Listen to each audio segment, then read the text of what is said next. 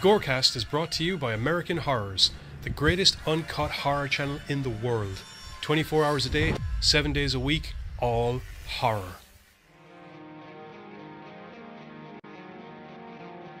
As well as the Station of Decapitation Without Your Head, America's longest running horror channel, www.withoutyourhead.com. The following program is rated TV MAL. It contains strong language and is intended only for mature audiences. Viewer discretion advised.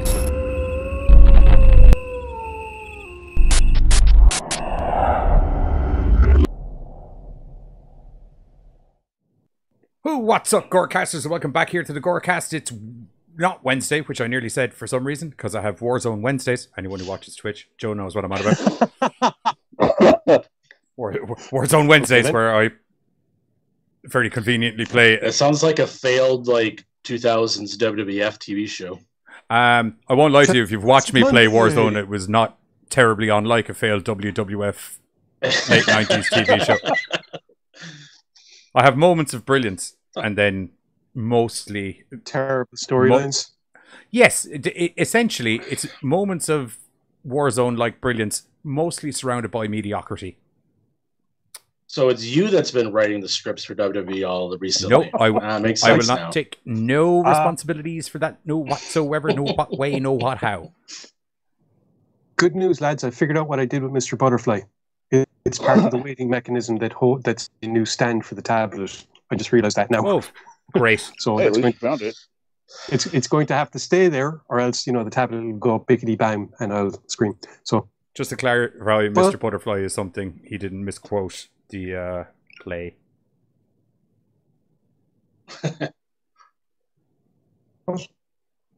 What play? Madam Butterfly. It's more of an opera, really. But... Oh, I thought that was a ballet. Yeah, whatever. It's all the same shit to me, man. It's all bullshit. I think you'll find they're very different things altogether. One of them involving script and acting and dialogue, the other involving interpretive dance and probably not a lot of words. And strangely enough, you'll find just on a visual comparison that the cast of the opera tend to be larger. Depends on the opera. It does depend on the Miserables, they're all skinny. The Miserables are all skinny because, they're the miserables and they're all starving in France. Yes. Yeah, that would not think we were going to be talking about opera and dance tonight. It was an odd opening, wasn't it? Yes, it was.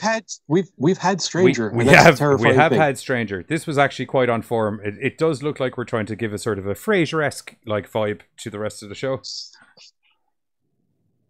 Everybody knows that this is Thursday, so they wouldn't expect anything else. Although I do like tossed salad and scrambled eggs. Boop, boop, boop, boop.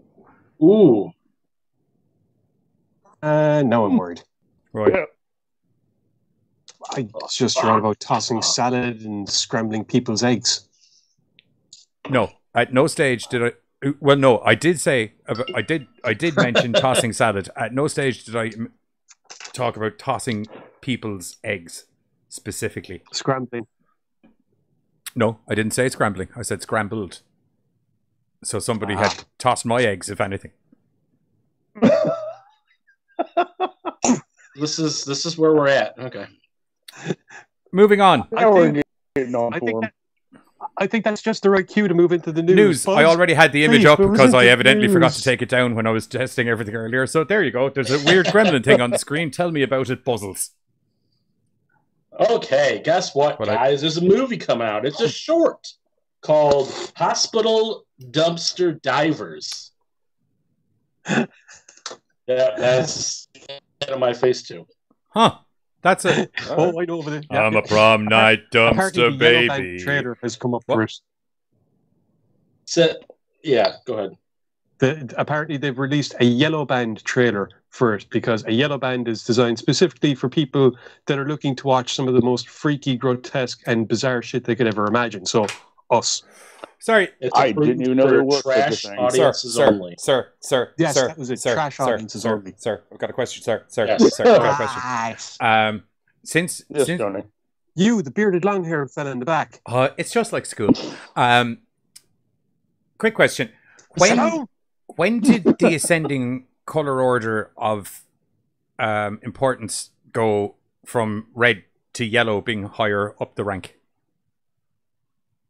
I've never heard of yellow until just now. Because yellow is close to amber is when green. kids go missing. Right. Okay. Wait, what? Therefore threat level. You know, disturbing level, more importantly. Okay. Well, fuck me sideways. I never even thought of that.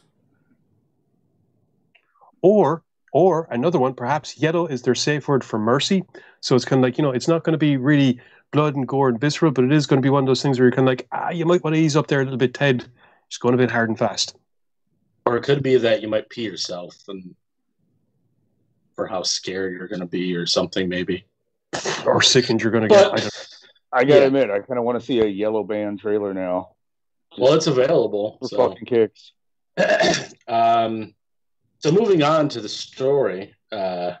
If you're the kind of horror fan who often finds yourself in the mood for silly monster movie mayhem, I see about 3 people right now that are those check those boxes. Okay. Who? Filmmaker Who you on about? Hultgreen. Obviously the 3 people I'm looking at. Right, so yeah. Okay, yeah, that makes a lot of sense, actually. We like actually, watching weird. but I'm tiny in the box. Basically, he's saying like we like to watch weird shit. He ain't So. wrong. Yeah. He's not wrong. Filmmaker Anders Hultgreen looks to have you covered with his upcoming Hospital Dumpster Divers, a short film that has just released its Yellow Band trailer. Do you want to know what the movie's about? Well, I will tell you. No, I don't actually. That's fine. That'll cover it. Okay, what's the next story? Thank God. No, I'm only joking. Continue. Chaos breaks out at the hospital when a mutant dumpster troll is accidentally brought to life as a result of shoddy waste management by the young shuffle-dancing young man Rasmus. Wait, whatever that means. It's an inanimate troll that gets brought to life, or it's a dead troll that happens to be in the dumpster that gets brought to life? I think it just says it was accidentally brought to life, so it doesn't say one way or the other. I'd say it's probably an accumulation of toxic medical waste grabbing together and formulating this, like... Well, I'll tell you, what I'm looking at on the screen would very heavily imply, yes, that's what we're getting at. I just like the fact that it's talking about using a crap load of practical effects to give us a visceral feel and schlock horror. Yeah, lots of short films do trailers now, Joe. When I saw my first short film trailer, I was also like, short film trailer? Right. That reminds like the first time I had a beer. Yeah, I was just getting ready to like answer him in the chat because I was like, yeah, it does seem kind of weird. I would assume it would kind of semi-depend on the length of said short film, because from what I understand, anything under the 45-minute mark is declared short. Oh, okay. Yeah. See, like usually, like the shorts that I see are like 5-10 Conventionally, minutes. You're looking at the 5 to 10 minute mark, but there are longer shorts. Yeah, they classify a feature as being an hour or longer, and that's why a lot of them they're kind of going for the hour 10, hour and 15. That way, they're just on the feature film mark. Okay, see, I figured like anything going like 40 plus was, I guess, featured. Because 40 minutes is usually, without ad breaks, that's usually about the length of time for a TV episode of something, for an hour-long TV show with ad breaks. Mm-mm. What do you mean? Mm-mm. Like a half-hour-long like TV shows about anywhere from like 24 to... That's why I said hour. Right. Yeah, like as in a... Like... As in a... Star Trek. A Star Trek episode is on TV for an hour. But if you watch it without ads, it's about 40-odd minutes. Oh, okay. I must have heard you, or I wasn't listening. One of the two. Probably the latter. Thanks for that. Yeah. Well, I like to be honest. So, when is this Yellow Band trailer? It's out now? The trailer is available now, but there's nothing in the article that says when the short is out. I would imagine if it's a short, it will be, unless it's part of some... I'd imagine unless it's part of some anthology thing or something, it'd probably be doing a film festival circuit, I would imagine. Especially if it's in bloody disgusting. I probably could have watched the trailer. They could have maybe dropped a hint, or if they would have dropped a hint, they probably would have put it in the article. So maybe not. We can do that next week. We'll throw the trailer on. Okay. What's up next? The next up, Never Ending Story. Oh, Jesus Christ! Man and Witch will be a throwback to 80s fantasy films with puppets from Jim Henson's Creature Shop. And a plethora of people who were in like all the 80s fantasy movies that you and I would have grown up and idolized and think. Basically, the main actress in this is Tammy Stornock from... I'd like to put it out there, I never idolized Never Ending Story, never. I can't say I idolized it, but I dig the shit out of it. Yeah. Turn around. Don't do it. Point is, all the films we would have watched as kids. Well, maybe just me. Maybe just I was the only one that was into things like Krull and fucking I was Never with you, bro. Story and. Oh no, I like Krull. Yeah. I just don't like Never Ending Story. I don't know why. It could have been I've never endingly heard people going on about it to the point that I was just like, gack. Well, your one that played the childlike empress in it is going to be playing a witch in this movie who unfortunately falls in love with some human sheep herd and things all go mad. And you got Jim Henson puppets. There's a talking sheep dog and something else at least. So by talking sheepdog, you mean they reused the head of the thing that the kid's flying in the picture? No, I mean a talking sheep, a talking dog, and a talking something else. You said talking sheepdog, and I was like, oh, right. Talking sheep, dog, and something else. There was a pause. There would have been an apostrophe if I... He was talking about Muppets, so kind of like I had like a whole weird thing going on in my head, so... Yeah, Jim Henson. We're going to get banned quick. Do you want to know who else is in this? Sure, you might as well tell. Picture? Sure. Christopher Lloyd. Sean Astin. I don't know who that is. Ron Perlman. Sean Astin? Yeah, one of the hobbits. Whoa. That didn't say Ron Perlman, did it? Rhea Perlman. That's what I thought. Just looked at the name and I just assumed. And the film will not be starring Ron Perlman. And suddenly a lot of people are disappointed. Well, I'm out. Yeah. Oh boy! You can take your Muppets and feck off, this picture? as far as I'm concerned. Not. And Michael Emerson. I'm going to make sure I looked at it this time and make sure I said the right name. I can't picture his face, but I know that actor. I know him. I just can't say it. I'm going to click on him and show you, but then it would take me out of the ad, and I go. No. We proved before this that is a terrible idea. What's the name? Michael Emerson. I was going to tell you kind of what the movie is about, but Giz kind of already did, about Stonich playing a reclusive yet powerful and mysterious witch who loses her heart and a hapless goat herd when he hires her to break a curse by an evil wizard. You know, it's weird because I love playing Skyrim, but I'm not. What's the name of that film? I'll watch anything with Christopher Lloyd in it. What's the name of the film? I backed out of the story. Yeah, Man and Something. A Man and a Witch. Man. Yes, that's what he says. Or is it just Witch? Sorry, clarify. Man and Witch. Man and Witch. Man Witch. Pretty much, yeah. That's something else.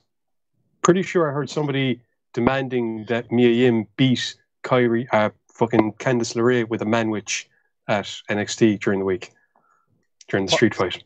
They went over to the catering table. Oh, they did. So I definitely heard someone say, "Beat her with the man witch." Who was the man witch? An actual. I assume that's an American piece of food because they have got mad man witch. Yeah, kind of like Sloppy Joe. It's just like a what the frack? Soupy. Okay, I'm trying. Something very different over here. No, I'm aware. I'm aware of what Sloppy Joe is. Don't worry. Right, it's just like this liquidy hamburger sloshed on do you know, a bun. It's a ground up hamburger mixed with chili sauce. Do you know if you were making a chili burger but never assembled it into the burger shape? Sloppy Joe. I mean, if it helped, we actually have a can of like manwich. You can just throw that shit on a bun. It is not putting things in cans. Okay. Spam. Okay, I was going to say manwich sounds remarkably like spam. Fuck spam, by the way. That shit's disgusting. Spam is just disgusting, like canned ham. I will not hear ill of the spam. Dude, come on. You crack the fucking lid and it's got its own translucent that's gel. why you step back. You pour it out, you cut that fucker into slices and you fry it up. No. Fry bologna. You do not fry fucking spam. Fry it up. I feel like your man from The Crow. God, no. Fire it, fry it up, fry it up. Was going to do it. Fire it up, fry it up. It was in my head, but I didn't want to do it.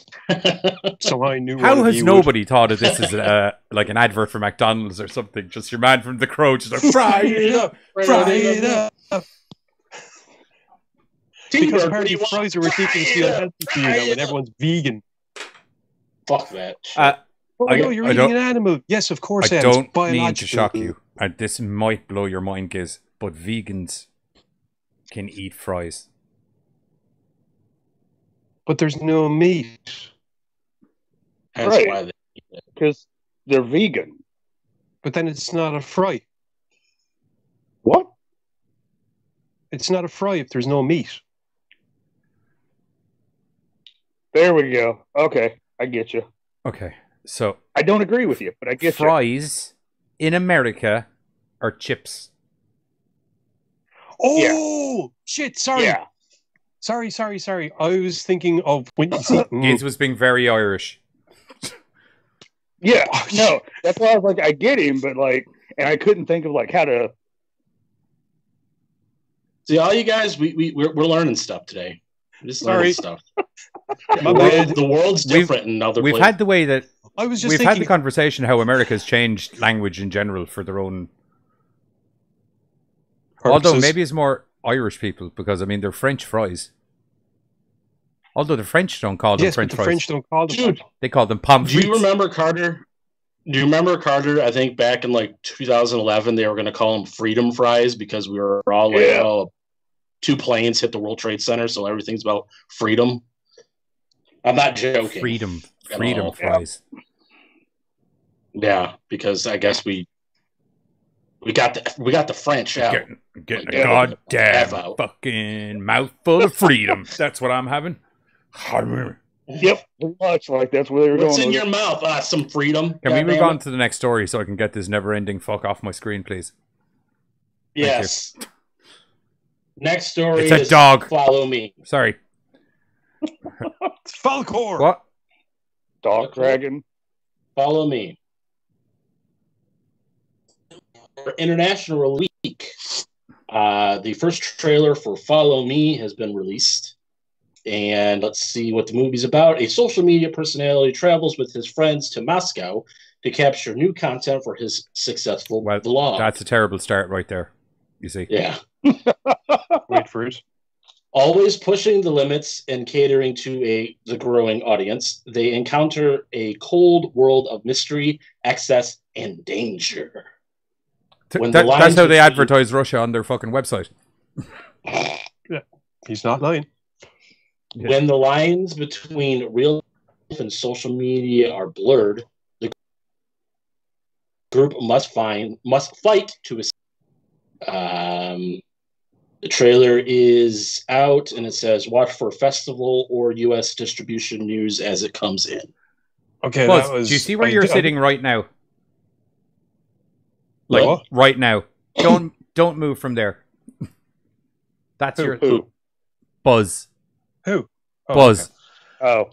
That was, to be fair, wasn't the best synopsis because I watched the trailer and I kind of regret watching the trailer only because it gives away so much stuff in the trailer, which is fucking annoying. But basically, you got this guy, and he's one of these, narcissistic people that goes around with his camera, insisting that the entire world watches as he farts or eats or does whatever the fuck he's doing over the course of his day. It's called YouTube blogger. Right, whatever. Narcissism taken to the ultimate extent. Anyway, so they end up getting invited to an escape room. I'm not even going to point out the hypocrisy of what he's saying. But anyway, moving on. Go on. What? Hang on, I'm not a vlogger. I don't record myself all the time. I don't put pictures of myself up all the time.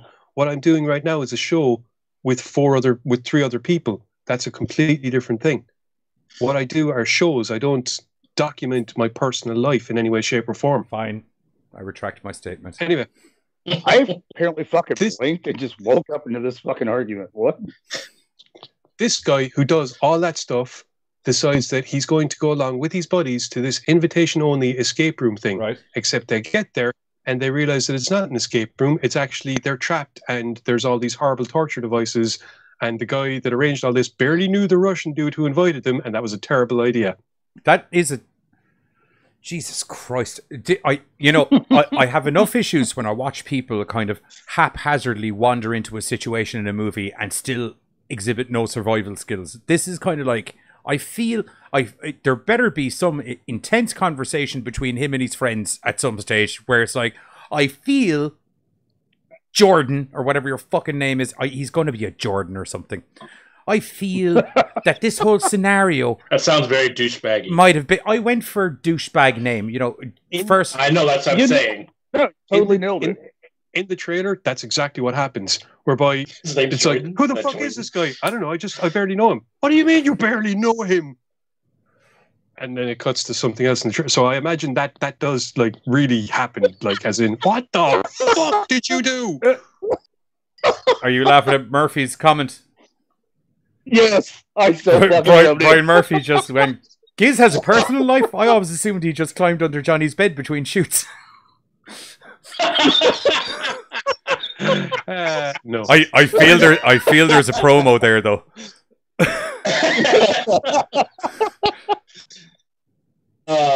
That's beautiful.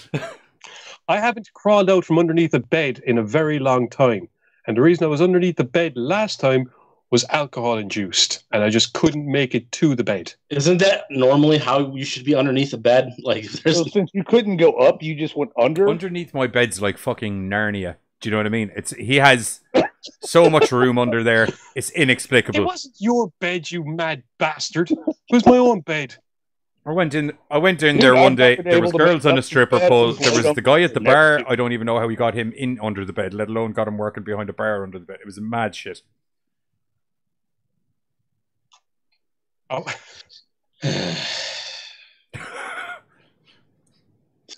What the fuck was that? There's no... Sorry. All I like to think about is waking up underneath my own bed the following morning, just going, "What the fuck?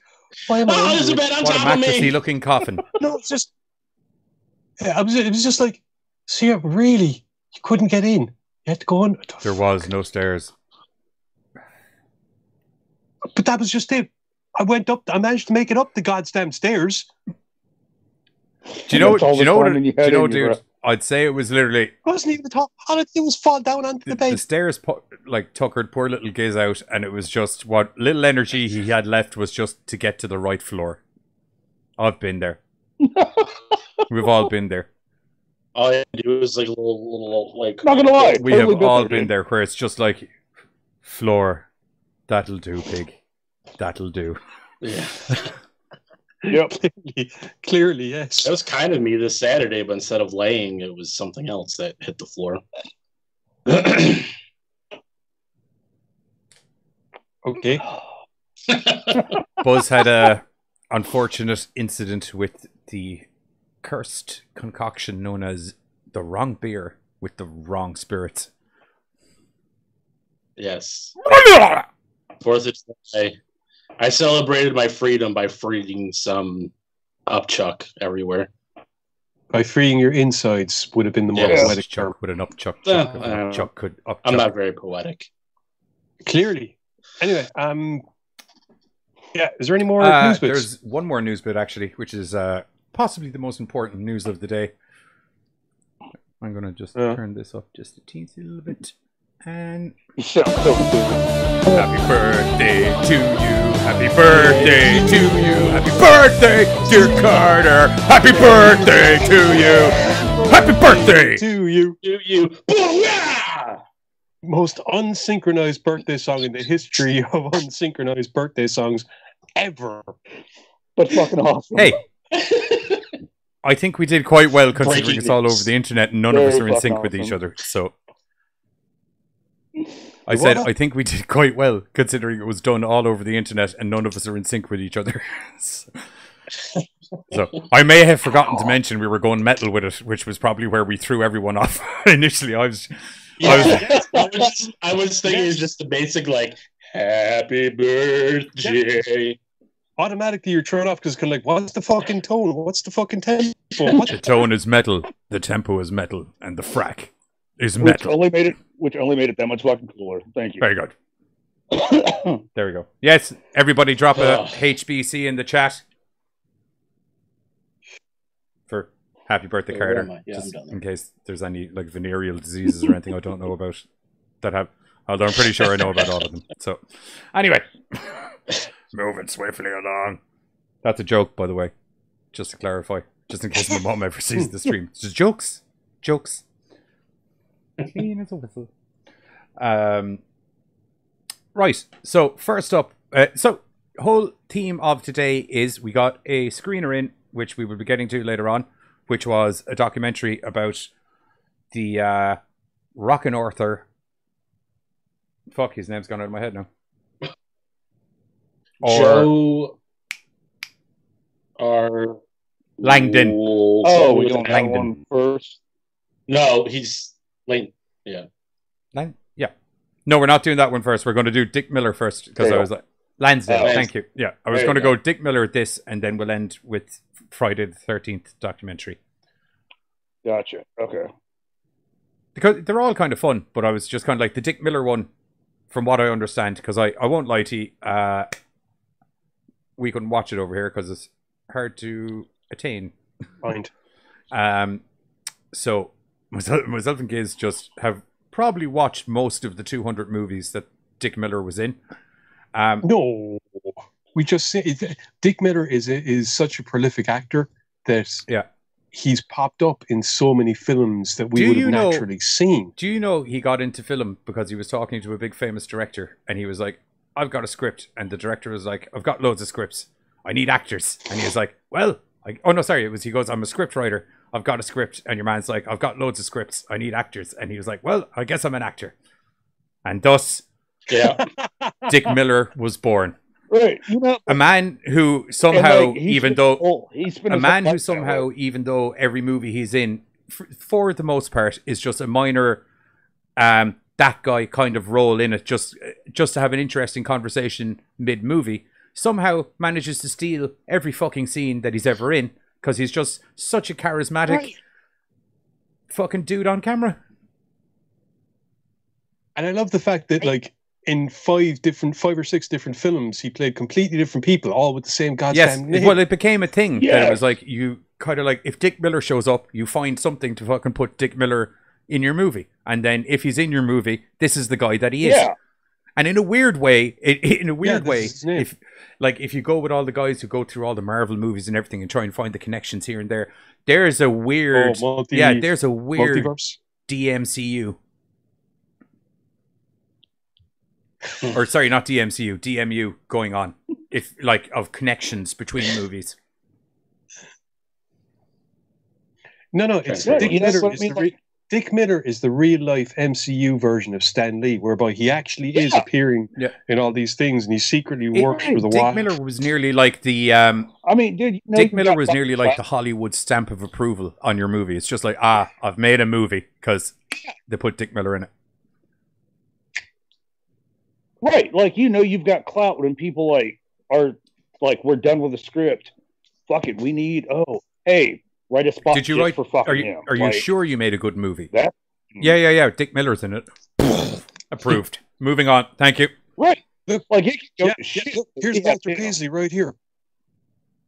Walter Paisley. Very good. No, and it's funny because I mean he was a good actor. Like when you look back at his beginning stuff with Roger Corman. Roger Corman was the director, actually.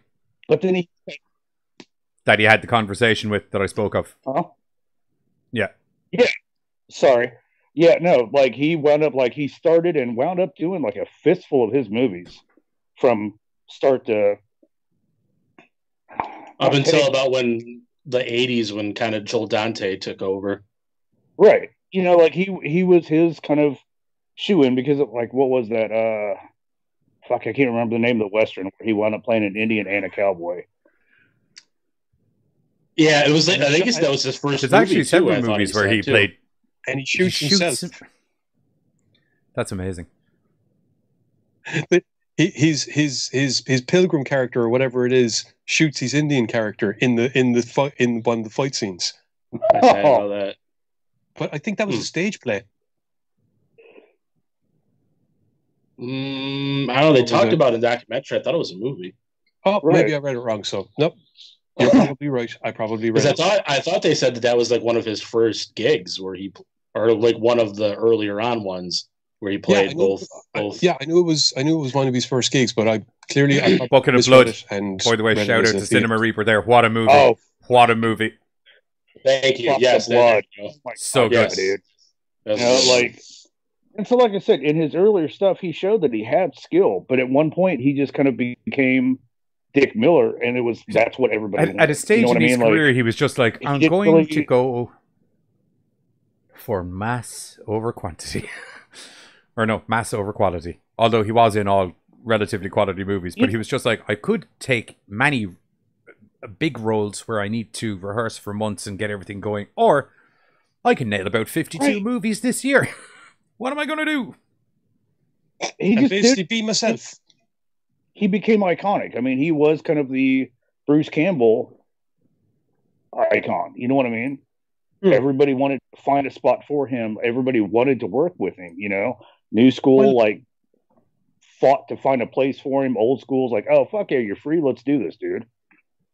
Well, it's not just that. I mean, to have a character like that in a film, especially considering a lot of the films that he was in would have been sci-fi or had he's in the Ramones a level movie. whereby he's the head police chief. Rock and Roll High School. I was going to say he's in something whereby you have a certain sense of being able to suspend your disbelief, and as a result, to have him in the movie as your everyday character, it means you can have your everyday person in something that is perhaps over the top, and as a grounding force and as a foil for over the top characters or situations. And he's so good at being that everyday guy, and a lot of the times his reactions are nonchalant towards extraordinary things, and then other times, depending on the situation, it would be the other side of the coin, whereby he will be the ordinary guy who is seeing this stuff and going, what in the actual fuck am I dealing with here? Futterman that first time dealing with the gremlins, and then the second one he's a little bit more used to him. So, when they're on holidays. He goes. Right. But and they even pointed out the Star Trek Deep Space Nine episode. Thank you. They kind of like, when you look at the character, it's supposed to be this big buffy security guard, and they got Dick Miller. And he's in one of the Next Generation ones as well. No shit. Maybe it was. I think it was Next Generation. Yeah, because I remember it was they were looking for. They were looking for Worf. The DS9 thing. The DS9 episode was the time travel bit, and he was basically. That was. He would have been playing your typical Dick Miller type character in that sense, because I think he was basically one of the guys that Cisco and the lads ended up hanging out with Cisco, in a time in a time where humanity is very much fucked. So Dick Miller plays your average guy on the street trying to survive in this almost post-apocalyptic world. So once again, himself being himself. But yeah, he wasn't a Next Gen episode before that as well. I just can't remember. I just remember that it was like Captain Picard and Riker were looking for Worf, and they were trying to describe him, and he was just like, he's African. He was just like, oh, he went that way. He has a big thing in his head. Yeah. He's from an African tribe. Oh, yes, right. They were in the holodeck, and it was a 1920s simulation. He was selling. Yeah. They were back in Sherlock Holmes times. Okay. No, it wasn't. It was Picard, and it was him doing his. Oh, sorry, his Gumshoe. Sorry, I thought it was the 1920s. Yeah. Sorry, I thought it was the fucking. Yeah. Data like being Holmes, but I Picard like to be like your Sam Sprudd type character. Man, I always loved those. The holodeck, like in relation to a TV show, was such a cool idea because it was like, I'm kind of bored of doing sci-fi, but we just fuck them into medieval times back in England, see how they get on. Fuck it, we will. Might as well see how it goes. That was just the holodeck and more Q. I wasn't using that as a literal episode thing. I was just throwing it out as a random example of something. Do you know what I mean? I'm kind of curious about this one. Simon Reaper brought up, also, can we all agree that Bucket of Blood and the original Little Shop of Horrors are basically the same movie? That's one of the things they kind of mentioned. Where he was supposed to be the lead in Little Shop of Horrors, but he was like, that's pretty much the same character I was. And I'm assuming Bucket of Blood, so that's why they didn't give him the lead role, and they gave him a different role. Well, it's not that it's not that uncommon to basically see one film change details, but more or less be the exact same story as another film. I mean, it's kind of how. And they were both directed by the same guy, right? Is that they're both Roger Corman movies? Cinema Reaper just said that in the Yeah, they probably retweaked the script or something. Just went, "Huh, let's see what happens if we do this." With Joe just went, not when Janeway had that Irish village. Explain that to me, Giz. I'm assuming he's. Janeway had the Irish village. No, I didn't hear him because I'm assuming it's to do with the holodeck thing. But Joe went, not when Janeway had that Irish village. Yeah, Janeway had that was they had a long-term running program on Voyager, and because one of the interesting things they did in Voyager was to look at artificial intelligence by way of examining the holodeck programs. The Doctor was a self-aware artificial program that went from being a doctor to being basically a fully functioning artificial person. What they discovered was that after having this program on for a long time, certain characters started to develop self-consciousness, and then they started noticing that the crew were able to do shit they shouldn't be able to do, and that led into a whole other thing whereby they had to explain to the Irish village that they were using as this recreation program that, look, you're actually characters aboard this place. We come here because we like to relax. We can fucking chill. We're not worrying about who's trying to kill us this week. Until now, where I'm getting a little bit sketchy about audio. No, I don't think the safety protocols were messed up. They were more worried about losing all the fun and having to reprogram the entire thing. This went way more Star Trek than I anticipated. Not my fault. Okay, but Simon Reaper brought up, though, because like we just talked about how Dick Miller didn't want to play Seymour because he felt like he was the same character from Bucket of Blood. He said they had more money, so they made Little Shop. You can actually see they're the same set. But I mean, like, you know, that's what made Corman so good at what he did. He had $5 and he could put out a quick, fast, you know, I think they said he was doing some shoots in like a day, 2 days, stuff like that. So I mean, like, he figured out a scenario or a system that made him crack out an entire fucking movie. But if you talk to the lady that played the love interest in Little Shop, Audrey, if you talk to her, she was like, you know, we as a cast never really got to see each other because we were so busy moving from one set to the next because we had 2 days, so nobody really interacted. So she was like, you know, I never really got to talk to Dick Miller that much. I mean, Corman had it down to like a fucking science. End of line, move your ass kind of deal. I love that logic. We can't use the same set again. Everyone will know. You see that plant? Move it over there. New set. Okay, let's roll. Yeah. I figured that would appeal to you. What with us having basically the same set for the last 3 or 4 It's years. a green screen. Yes. You know, and I thought it was funny. Like I said, Corman was able to crack that out, but like studios got into him about, what was that, the long road home, long way home? Fuck. I can't remember now. It was another Western. Too many movies to keep track of. It was another Western, but the studios didn't like his cheaper, on schedule kind of deal, so they booted him off and brought in another director. Who probably made the film for way too much money that took way too long to do. Right. Well, one of my favorite things is it seemed like, from what I was watching in the documentaries, that he kind of got into like the movie business by accident, because he originally was going to go to college. I can't remember exactly what it was for originally that he wanted to go to college for, but like the courses that he was in psychology. I don't know. He might have it, but this might have been, he may have gotten that after.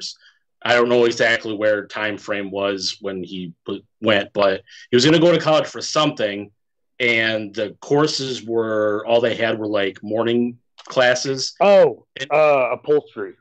Yeah, upholstery. And he's like, well, I don't go to bed till 2-3 o'clock in the morning, so I guess I'm not going to this college. And like right next to that college was something to do with like the arts or something like that. He goes in, he's like, oh, theater, stuff like that. Yeah. He's like, well, what time are your guys' courses? He's like, oh, more afternoon. He's like, boom, I'm going here. Right. I can totally appreciate I can totally appreciate that. Yeah. I live in a different time zone.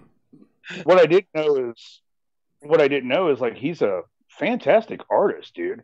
Like the documentary showed a work up around the house, and one of his movies, he actually played the person that tends to draw people in the courtroom. And he was talking to the director, and he's like, well, I kind of want you to do this. And he's like, in 2 seconds, I'd sketch him out. I was like this. Yeah, all right, you got the fucking part, dude. Let's go. Like, all right, cool. So nice. But I like the fact that, like, when they were talking to him, man, he's digging through, like, he still had all of his old scripts, you know, like, he still hung on to memories. He, like, had everything, like, he was surrounded with so much of his work, you know what I mean? Well, that's how you get good, is like, there's no separation. It's you just live with your work, and you do your work, and work is work, and work, and you do it.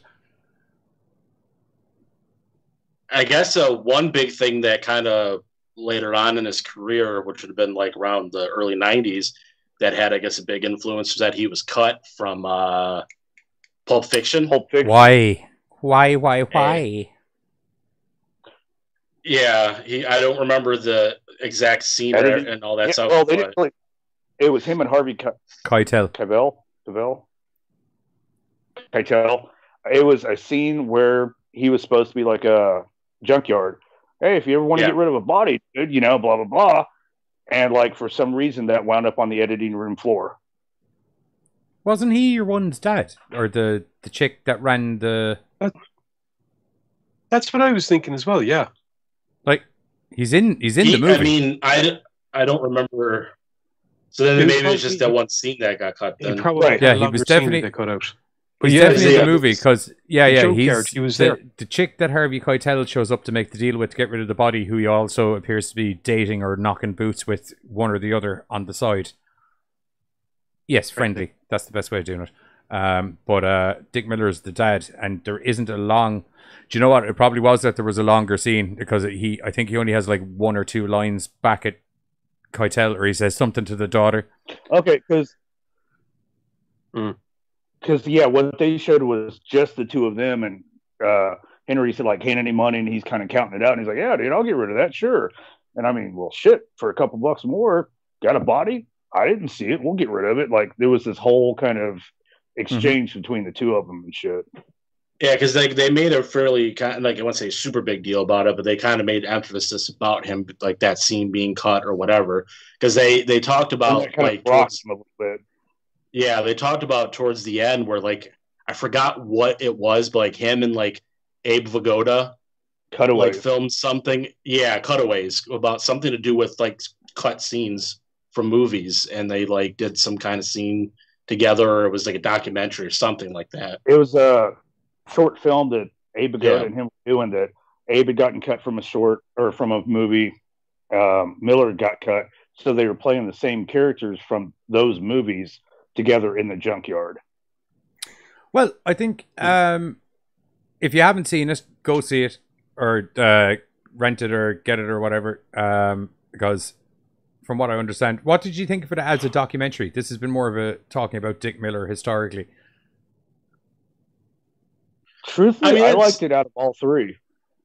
Yeah, it was like I really enjoyed it. Like I knew of Dick Miller. I know of like his more, I would say, I guess you would say later films, like the 80s and 90s. I mean, I knew he acted before that, but I didn't know the full extent of what he did. So, But you knew the plot synopsis for everything he did, obviously. Like, yeah. Yes, down to a T. Hit me up later. I'll tell you all of it. Yeah, no. Little trivia bits that no one else would know. I can tell you that he's probably in the movie for about 5 minutes because that's what he. Yeah, no, like the documentary, just listening to him talk, it's like sitting there talking with you guys. He's just a very relaxed, real person. He never really he doesn't like to give himself too much credit, even though he has this whole legacy behind him. He's like, yeah, I did work. I was in some shit. He doesn't really like to make a big deal about himself. But everybody around him is the ones that actually explain and kind of talk about what he's done in life. His siblings, his wife, stuff like that. And just the impact that he had on just the whole movie genre. Like directors, actors, just talking about how inspirational he was really cool to see. All right. Yeah. So yeah, like I said, I done. All right, that's good. Okay, so we're going to hit the trailer for That Guy Dick Miller, and then we're going to be back. We're going to be talking about All Hail to the Popcorn King, which is a pretty boss name, if I don't say so myself. The Undead. You played a leper in that movie, right? Yeah, it cleared up my skin nice. A friend of mine was working for Roger Corman, and he had to drop something off, and I said, can I go with you? The first film Dick and I worked on together was Apache Woman. Dick Miller was an essential part of those early Corman films. Hi. My friends are still amazed, and the people that I work with, that my brother's an actor, and he's been in so many films, and he's such a well-known face. You gonna buy it or what? Someone once told me he made about 300 of them, which is an awful lot. Dick Miller arrives in whatever scene. Hire Dick Miller. I'll write him a part for the picture. Yeah, he said I was gonna shoot my ear off. That ain't nice. When Dick walked in the room, it was like, oh, I know this guy. Ready for the question from behind the magic hole board? I kept seeing Dick Miller everywhere. He seems to have come out here to be a writer and sort of ignored it completely. I was writing. I wasn't selling too much. It's a tough business, and it's full of hopes and dreams and disappointments. Because of that, I don't think he allows himself to be totally accessible. Listen, I'll tell you something now. Big secret. I don't know what. I really literally don't know what happened. Did you ever dream of being a star in those days? As all actors can tell you, it's not a gravy train all the way through. Let me finish, will you? What he was the underdog who rises to the occasion and conquers.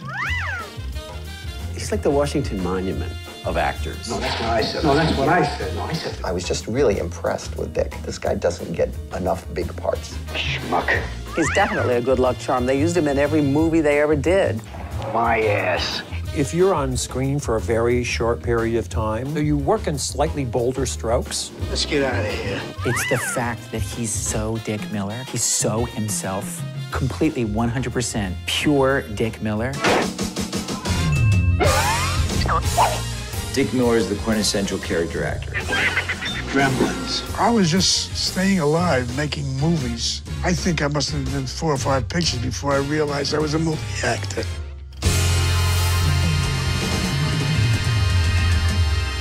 What was our first argument? That's what I'm trying to argue about.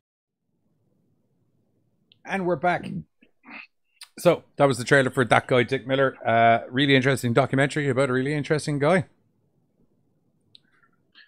My favorite scene was at the very end where he's pretty much like, yeah, I'm pretty much retired. The last one I did was like my last movie. And then here his wife is like, honey, the phone. He's like, okay, hello?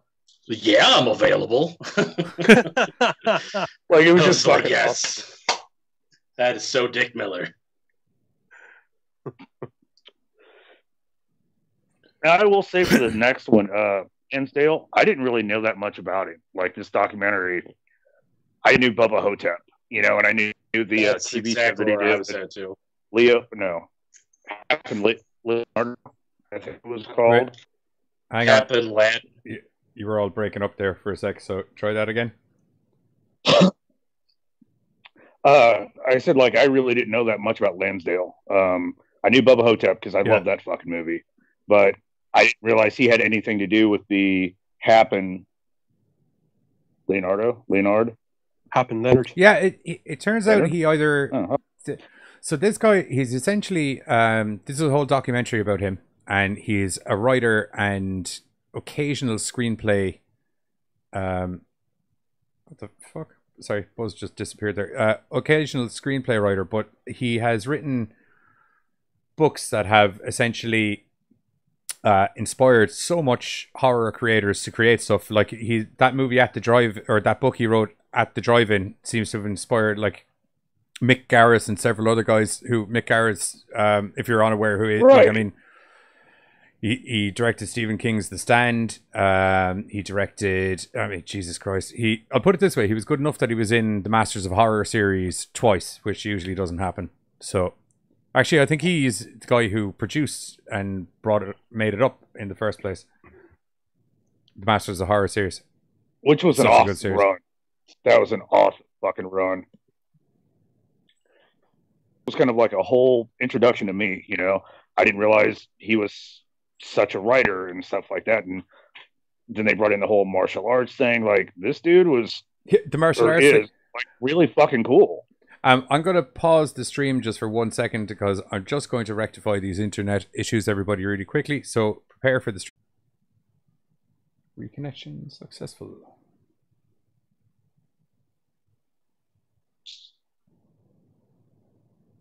Right. Now, let me just double check here and make sure we're back up and live, which we should be. Yeah, sorry about that. It's just everybody's glitchy... Skype was bugging me, and I was starting to figure it was partially on my end, so I said I'd resolve it. Your camera seems to have disappeared, Carter. Oh yeah, there, you're back. There we go. Okay, so yeah, you were saying about Mr. Lansdale and being, unlike your normal novelist, is a butt-kicking super wizard at martial arts. Right. You know, and I mean, like, they were, you know, like, he got an award. They had a picture of him with Don the Dragon Wilson, who's done shit tons of action films back in the day. You know, they were talking about just how, because he got the award for, what was that? Golden Lion for doing work on Tarzan. Lansdale? That he got for the martial arts. He got like 2. Like he's an actual professor of martial arts at the. It was with the United, the All American Martial Arts Academy or something like that. I can't remember rightly. International Martial Arts Hall of Fame. Although if there isn't an All American Martial Arts, you know, it's also a member of the United States Martial. Like, I mean, this dude isn't just like some fucking writer. Like he's kind of dabbed in everything and pushed to make a name of who he was in so much shit. But I found interesting, and it does show, like, I'm probably going to go and get a couple of this guy's books, because to be honest, I won't. I had seen stuff about the book At the Drive-In, and I believe there was a movie based on the book, but I hadn't seen or read anything else of his, except for, like you guys, Bubba Hotep, and from listening to the list of people going on about how good he is. I mean, the amount of people this guy's inspired to not make movies, but definitely inspired their style, because he appears to be quite risque and gruesome, while yet light-hearted and fun at the same time, which is an unusual concoction of things, although you can kind of see all of that exhibited in Bubba Hotep. And also just the fact of how well versed he is, because he can write so many different genres. Like he did westerns, horror. Well, that western was also mystery, a horror. suspense. Well, yeah, but I thought he's done other western too. I don't know. According to here, it says he's done western, horror, science fiction, mystery, and suspense. So they've kind of separated it. So I didn't know if he did more than just the one. I'm not 100% sure either. I got the impression from what was in the documentary that the one western movie that they spoke about was also quite horror influenced as well. It was like a horror western. Yeah, they described the book as being a mix of Romero and someone else. So, and I think the cover was a gunfighter squaring off against the zombie, or the undead at least. Because it says he's had 45 novels and 30 short stories. So he's got a shit ton of work out there. Yeah, basically Lansdale started the documentary interviews himself and a bunch of other people that are familiar with him both in his life and as a result of his writing career. And it states that he's because of the same reason that any of us start writing, because he was goddamn bored. And, you know, he was addicted to comic books. Yeah, his parents encouraged him to read. His father wasn't a very good reader, but his mother, both of them, they were like, look, you're going to start reading. So they introduced him to comic books, and that got him into reading and got him interested in story structure, storytelling. And I can't remember what he said. That he said he read something, and he went from wanting to be a writer to knowing that he had to become a writer. And you know, he just went from writing for the sake of taking up boredom to kind of writing because he felt that was something that he needed to do, the same way that, you know, I can't remember what writer he said inspired him, but I thought it was cool that he got to kind of finish a Tarzan story. You know, there was an unfinished Tarzan story that he kind of got to finish, and then he went on to do he did one or two John Carter of Mars stories, a couple other bits and pieces, and that was, I think it was for finishing the Tarzan story that he got that award that I thought you were talking about earlier. The literary award that he said he's most proud of. I think he said it was the Golden Lion or something like that. But I have to admit, I was watching this documentary, and I'm not going to lie, I was watching it just going, oh, gods, I hate seeing someone that's this goddamn good doing something that I always wanted the goddamn to do, because look at him, he's doing everything I should have done, and fuck, he's good at it. Like with all the action things and everything that he'd written, unlike a lot of authors who just kind of imagine what an actiony kind of guy would do, this guy's able to go out and do it. Do you know what I mean? So everything's very founded in realism. Right. Well, and that TV show that he does, the whole Hap and Leonard, like he even was on set and showed James Purefoy like a couple moves that he used in the episode during one of the fight scenes. So, I mean, like, he's pretty much involved on multiple levels of a lot of his work. When you have a testimony from Bruce Campbell going, I wouldn't fuck with him, that says something. Do you know what I mean? When they were talking about that, and when somebody said, you know, most writers, they just, you know, they write it. It was Campbell actually, when he was talking about how most writers that write an action scene, the difference is this guy will write an action scene because he knows how it's supposed to work. When they were talking about that aspect of it, all that was popping through my head, weirdly enough, is like, Jesus fuck, it's like Jim Butcher, the writer of the Dresden Files, and he's an actual wizard. He is. God, I love the series. No. But he's an actual martial artist. So when he's writing about Murphy getting into a fight and using different martial arts techniques and all the rest of it, he's writing from experience. You know, it was the same. And once again, it was one of those things that, like, for me, I was kind of watching, kind of going, yeah, I get it.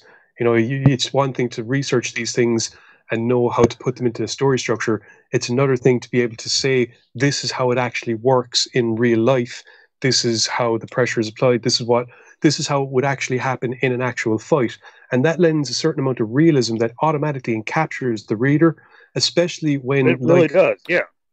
Especially when the books Lansdale's writing, by all accounts, is so very easy to get into. It's not overly convoluted. It's everyday person kind of writing structure, which draws you in and allows you to become enamored in these rich textured stories that are almost genre defining because he's one of these writers that likes to go along and, like we were saying earlier, he'll go along and he'll have these Western story, and halfway through it, you'll realize, oh fuck, they're fighting this is a gunfight with the undead.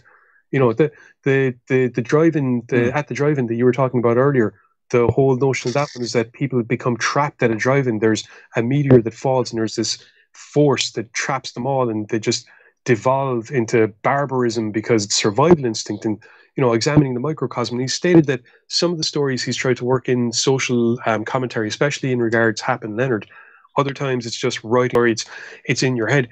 Well, there was also he was writing once, like staying on At the Drive-In for a sec. He also had, like, speaking of kind of social commentary, he'd said how At the Drive-In, like, it is about these people that get trapped in this weird parallel thing that happens due to the meteorite while they're at the drive-in, but it's also a look at how a lot of the public are willing to just take what they're told and not try and alternatively source out extra info to clarify, is this true or not?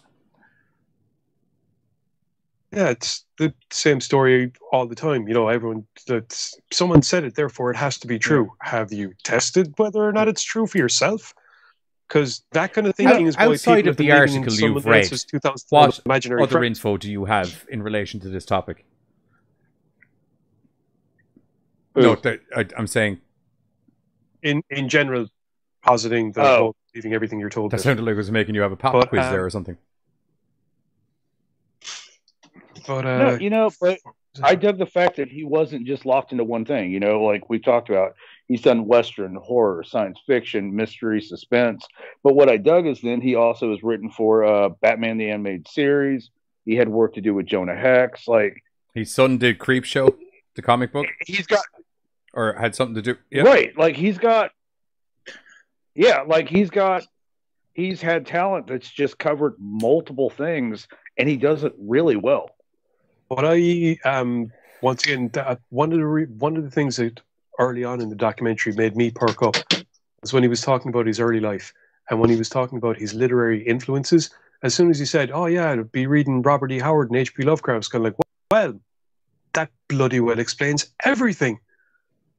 You know, that's especially in regards to the notion of genre redefining, because both of those authors in the early 20s redefined the genres they worked in. Lovecraft with horror, and Robert E. Howard in the field of fantasy with Conan and his anti-hero approach to things. And you know, as a result, you can understand completely why when he would go on to write himself, he would look at typical genre types and kind of go, well, much like with myself, and much like with Johnny, much like with anybody artistic nowadays, especially, you look at what's happened before, you look at how it's been approached before, and kind of go, well, how can I put my own little twist on that? How can I do something that'll make people go, oh, that's different? Now, whether by intention or because that's just what you want to do. Sometimes as a writer, you want to do it not because you think it'll get people interested, but because you want to see how from a horror aspect specifically, it'd be kind of like, and you and I have done it with a lot of the sketches where it's kind of like, okay, so this is how they did the setup and got to the scare there. How can I do that in my story? Do you know what I mean? It's not literally just kind of like, how can I tweak this sometimes? It's literally like you learn a little bit, do you know, about how a good setup of a scene or something works, and you're like, okay, I need this to happen for that to happen, and then we need this to happen, and then you get comedy gold or whatever. Well, yeah, but sometimes when it comes to just like, when it comes to like writing word as opposed to making film, it's less about, you know, sometimes it's just you have an idea in your head. Well, I've seen all these stories before, and you know, they're really cool, but I wonder what would happen if you had that kind of a situation and instead this, you know, it went in this direction. And that's sometimes just that notion, that idea, that thing nigging in the back of your head, that the what if this was the way the story was. Often I imagine that's probably what drove Lansdale to do a lot of the work that he's done that had readers going, wow, I've never read anything like this before. I never thought they'd take the story, you know, that what if, and it's so new, but with a comforting air of familiarity. Yeah, and to have the kind of imagination that constantly has that what if and can constantly generate those kind of stories, that's a gift. What were you going to say, Carter? It's also, I kind of feel like it's I also kind of feel like it's important to point out, like, you know, his wife's like, because, you know, he was a writer. And when you watch the documentary, he points out, like, well, it was X long between these books. It was X long between these stories, stuff like that. His wife's like, dude, you got a story to write? And he's like, well, yeah. Dude, we're making good money. Fucking do you. Like, he had that kind of support behind him that allowed all of that to continue flowing into the genres and into just the world. You know what I mean? Like, she was comfortable with it. She gave him the ability to do just the grand that he did, you know?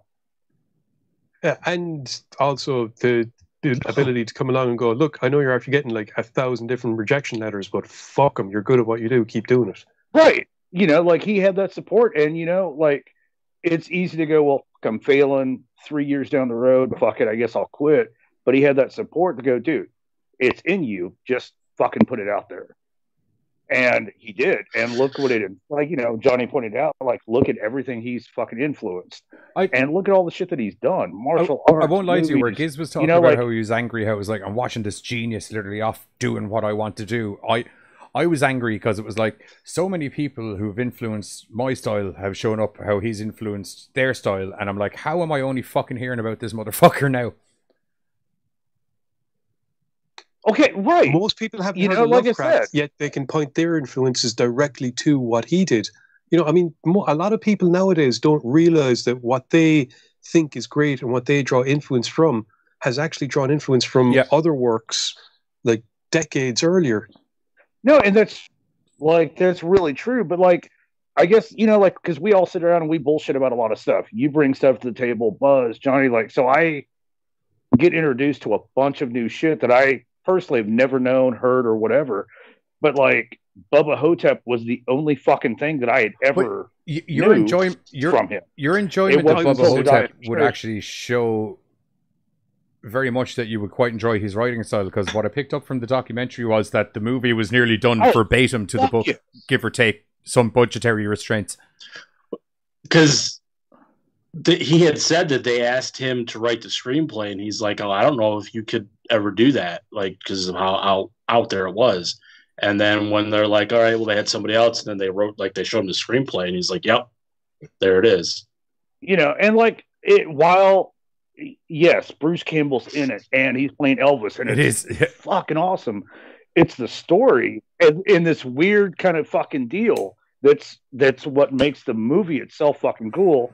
And, like, Bruce Campbell is just like this kind of icing on the cake kind of character, if that makes sense. I liked how they pointed out that it wasn't just about two old dudes who think they're other old dudes going off and hunting a mummy. It's kind of a real study into how even someone as big as Elvis could be just lost in a nursing home and completely forgotten about, you know? Yeah. Well, right. Tell you what, right? When I first saw that film, right, because myself and one of the lads, we were big Bruce Campbell fans, and literally, I remember finding the DVD inside an HMV, seeing Bruce Campbell on it, playing Elvis of all things, going, Jesus, fighting a mummy. Oh, we're watching this. And we put it on. And at the end, when the film was over, it was like, that wasn't what I was expecting. But by the gods, that is a really good movie about growing old. You're expecting just this kind of you're expecting this not too deep, just semi-Evil Dead kind of slight comedy-esque, loads of gore, loads of action, loads of stuff. And it's not. It's very... There's a constant tweak of horror stuff. Yeah, there's a constant tweak of horror stuff that is so fantastically paced going on through this movie, where you get enough of it to keep you interested in the horror as you're going along. But as you said, Giz, it's very much more watching these two old guys growing old, and and how they deal with it, you know, and the crap that they have to go through. You know, I mean, fucking the when the nurse comes in and the cancerous growth on my pecker, and she has to come in and and all this other stuff, and it's just it's a really, like you said, the cover got you hooked, and the notion of Bruce Campbell playing old-aged Elvis fighting a god's damned mummy, yes please, and then all of a sudden it's like, this is not what I thought it was going to be. It's really good. I love the story of it's not what I thought it was. I love the story of when they were getting the movie made, that his son was like, I'd love if Bruce Campbell could play Elvis, and the dad was like, well, I don't think it works that way. You like, do you know, whatever. And then they ring him back like a week later and like, hey, we were thinking we got Bruce Campbell in for doing Elvis. What do you think? Yes, please. All of that. Put it in there now. Thank you. That'll work. That'll work. That'll do, pig. That'll do. You know, but like, because like so many people now, like, because it's, I don't want to call it like, I don't want to say indie film. It's an indie film. It's not a main. Okay. Well, it's like, I don't know, because sometimes like indie can be like a negative. It's a cult classic. Thank you. There we go. Yes. Cult classic. You know, so you've got like, to me, like that was my introduction. Like that was my start point for him, Lansdale. But then find out that he's got this TV show that I've tripped over on Netflix a bunch of times, but I like never started it. This shit's going on like 3 seasons. Seasons 1 is this book. Season 2 is this book. So you have like that kind of contrast, and the fact that he's able to do all of that so well.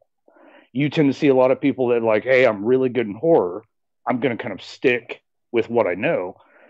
And this dude's just all up into a bunch of shit, comics, you know, TV shows, movies, what have you. And he does really well with it. And I was like, dude, how have I not heard of this fucking guy before? Right. I think that's as good a time. I was going to. What were you going to say?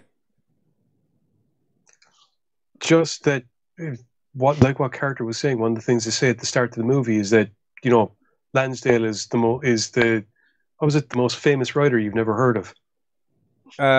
Yeah, it's, and that didn't make sense in the beginning. You know what I mean? Like, it wasn't until then I'm like, no, that's an awesome fucking opening. So, yeah, the movie has Joe Jesus Christ, I'm buzzing on the English. One moment. The movie has Joe R Lansdale in it, Bruce Campbell, James Purfoy, Joe Hill, Don Corleone, Mick Garris, and Amber Benson. So just so you can get a slight. Obviously, the majority of the film directors that are in there are the ones who have been influenced by his works and things like that. And I think because the next segment is going to possibly be long, we should probably hit a trailer in the next moments, which I'm just going to double check here that I do have in fact lined up. I do not. I gotta say though, from the documentary, he seems like a really kind of laid back. He seems so guy. Chill. That's what everyone said. Right. He is just so fucking chill. I don't know why, but I kind of respect the people that don't really like put themselves on a fucking pedestal. Because the word humility actually means something to some people. Right. That's one of the things that, like, once he was kind of saying is like he stayed in like Texas. He didn't move to Hollywood, California, where all the big people stayed. Well, he was in Hollywood, near Hollywood. Near for a while, because they pointed that out in the documentary. I can't remember the other guy's name. He's like, we see more of each other now that we both moved. He's the guy. He's the guy that wrote the script for Creepshow, if memory serves me correctly. Right. I think so. You know, but it is like, I don't know, man. Like, I appreciate an individual that's like, I'm good. My shit's out there. But, you know, like, I respect that a lot more than, yeah, I did this. I did that. You know? Right. Okay. So we're going to hit the trailer for, oh my God, it was Facebook that was causing all the glitches. Jesus. Fuck you, Facebook. There is a shock. I'd left the page open from when I was getting everything set up earlier. I just noticed it there now. Facebook, just before we get into the trailer, just to give you an indication, my RAM had gone down to just over a gig, and it's gone back up to 4 gigs now, literally just because I closed Facebook. Data mining, sons of bitches. That's all I'm going to say. Anyway, we're on YouTube, where they don't data mine anything. I left my page. The lesser of two evils. Probably not, to be honest. But anyway, dude, I did not realize it was raining that much. Here's the trailer for All Hail the Popcorn King, and we're going to be back where we're going to be talking about His Name Was Jason, the 30th anniversary of the most. I'll do that intro when we get into the next one. Try something right at the beginning. Sure. Why did you start writing? If you've read Joe Lansdale, you love Joe Lansdale. I wanted to be one ever since I found comic books. But when I read Edgar Rice Burroughs, I knew I had to be one. I didn't want to be one. I had to be one. You know, he lives in Nacogdoches, Texas. It's one of the oldest towns in Texas. It's got so much heritage and so much history. Who the F is this guy? Great writer who can kill you not only with words, but with his hands. And Davy Crockett was in Congress in Tennessee, and in fact, when he left, he says, you can all, when he lost, he said, you can all go to hell, I'm going to Texas. Because that didn't turn out so good for him. You know, he died at the Alamo with a lot of other people. I want everyone to know that not only is he a great artist, but he's a wonderful father. When I had him, you almost had to stand on top of it to get it to type. He died at his typewriter, which is the best way to go, you know?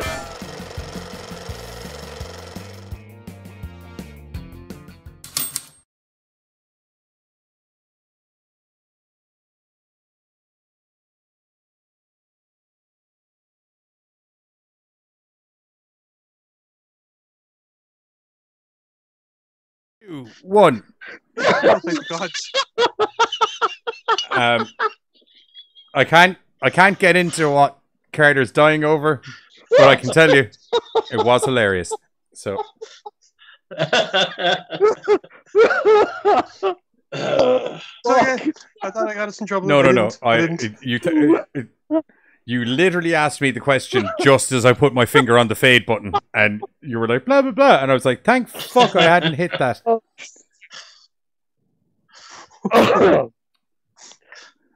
Two things I do want to play quick. It was a cool tribute that his daughter did at the end Yeah. It was lovely, actually. And the weird, like, he got his ideas from, like, lard-covered popcorn. Like, sorry, just to clarify, it's not. It's sorry. Yeah, which they just to clarify, it's not like he looked at lard-covered popcorn and ideas. Evidently, there was some form of toxicity poisoning to the popcorn that his wife makes, and the man tripped balls while asleep. Right. And great stories thus come forth from the popcorn that is made with grease. Right. It's like smoke. It's like Except smoking his opium popcorn. before you Just to write. clarify, he didn't smoke any opium to bad the best of my managing. knowledge before he wrote. It's weird because, like he said in the documentary, you can't really find lard anymore. Well, they kind of like took that shit off. You the can, shelf, but it it's was highly like, illegal. Dangerous. Right. You know, but I'll put it to you this way: Okay. if you think in a Fight Club perspective, if you can get fat and make soap, you can make lard. I think he was saying that particular brand got taken off the market because they figured out it was poisonous or something. Oh, because it was poisoning people directly? Yeah, I would imagine so. So, Hey, you know, I need a bucket of popcorn. Somebody My wife made me bacon with this grease that you were selling at the supermarket, and I went to work, and I won't lie to you, I was tripping fucking balls for... I don't know what's in that GMH or GBH or GMC or THC or whatever you're putting in it or whatever. I don't know what those letters mean, but what I do know is that I thought a dragon was following me around fucking Costco. And I came up with this really cool book idea. Yeah. So I wrote it all down, but I'm still suing you. Just to let you know.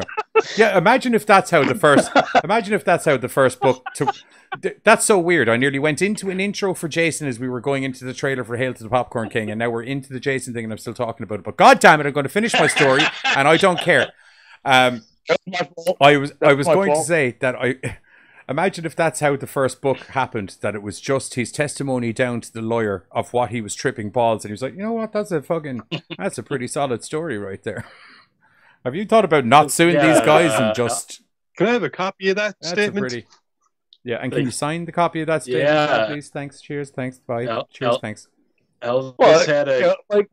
it kind of goes into Jason, because they were talking about, you know, ideas and what have you. They talked about how, like, the simplest idea... I'm intrigued to see how this segue works out. Oh, Johnny? I can see it. So his segments are always much better. Okay, so I'm segueing.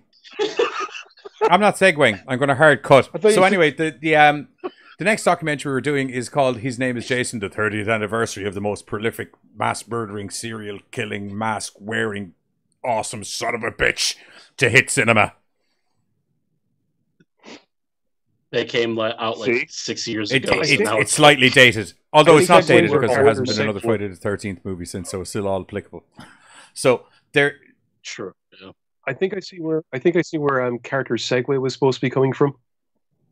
Well, we went from one guy who came up with these stories by eating hallucinogenic popcorn to another guy who came up with this story because they needed a way of keeping a studio afloat because kids' movies weren't selling as good anymore. In the flying fuck is that a connected segue?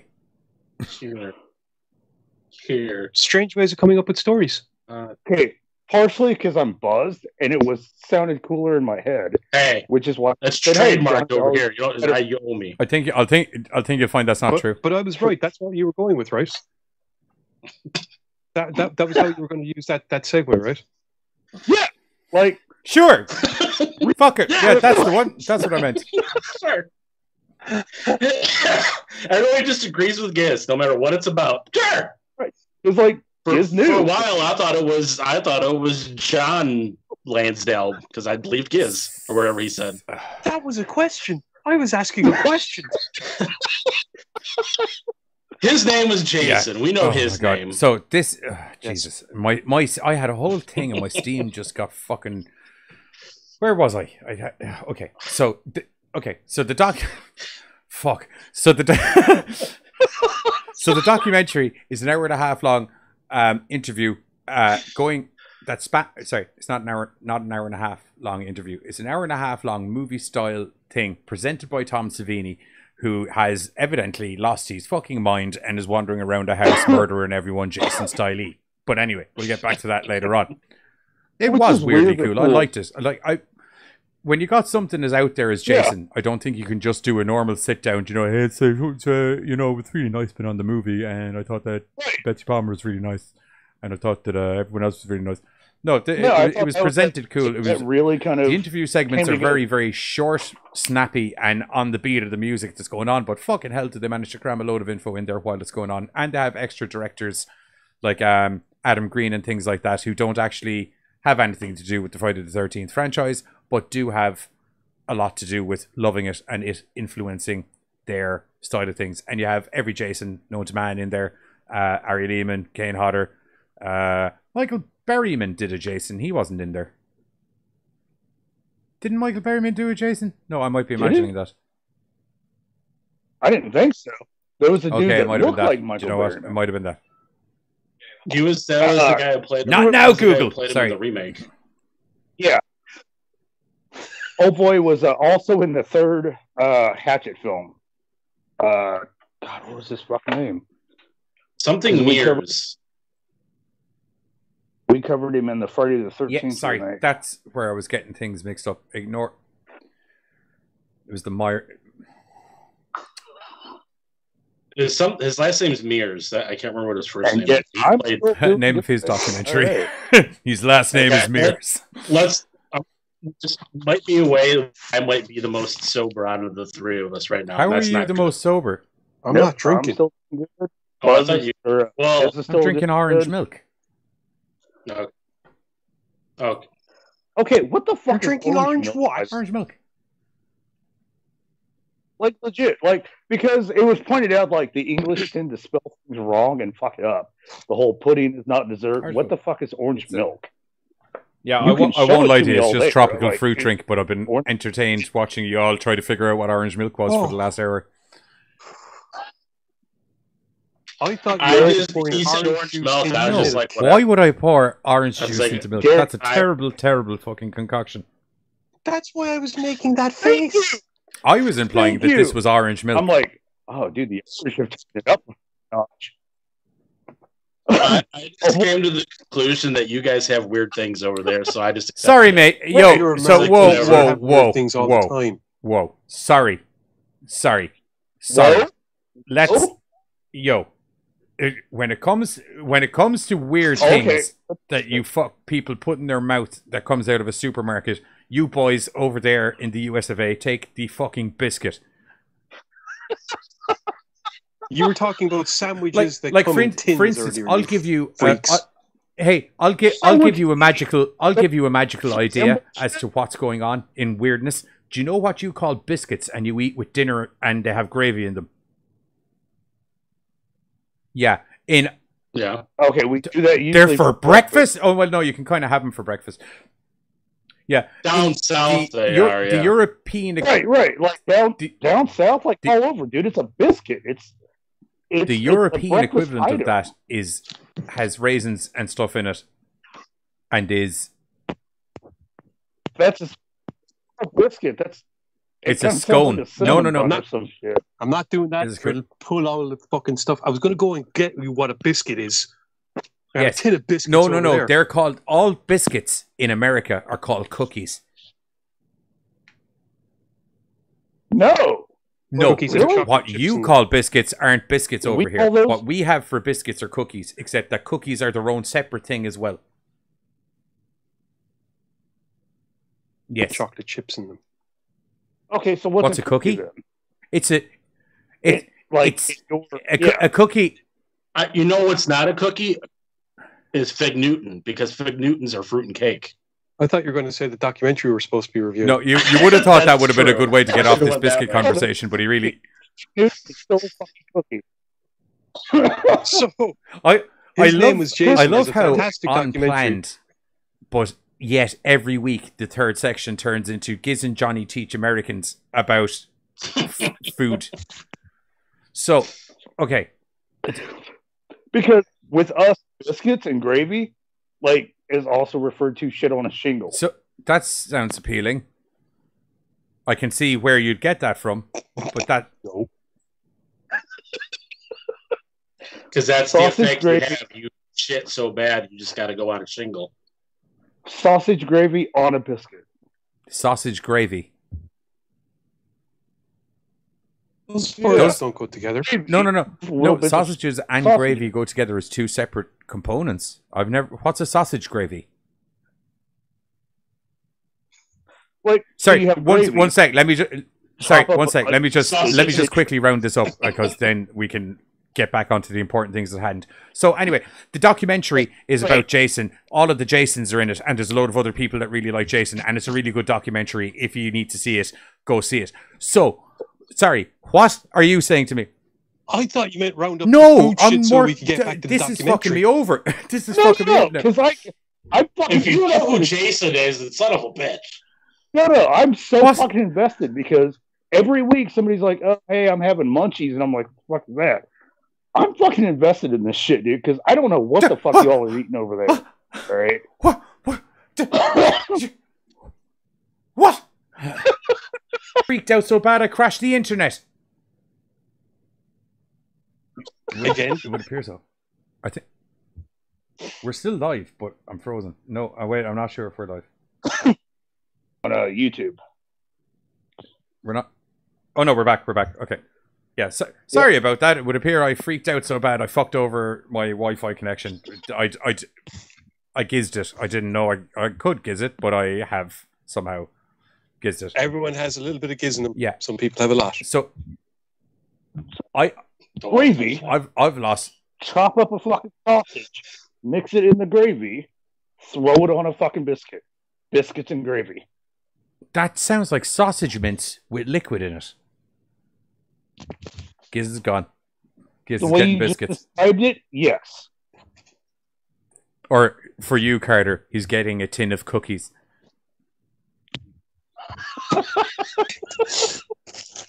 This is a biscuit. Yeah, You cannot tin of put cookies. gravy on one of these. That's a fine. right? That's a fine looking biscuit.